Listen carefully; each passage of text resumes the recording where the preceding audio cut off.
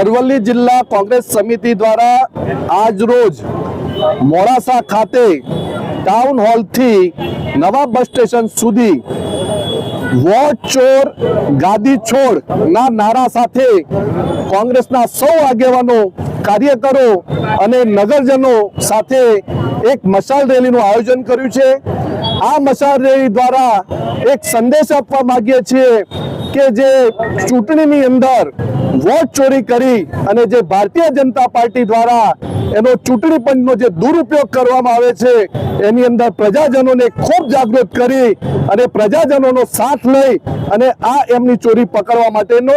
અમારો આ એક મુખ્ય આશય છે। સાથે સાથે લોકસભાના વિરોધ પક્ષના નેતા અને યુવા નેતા આદરણીય રાહુલ ગાંધીજીએ જ્યારે આ વોટ ચોરી પકડી અને જે ઘણા સમયથી અભ્યાસ કર્યા બાદ જે વોટ ચોરીનો મુદ્દો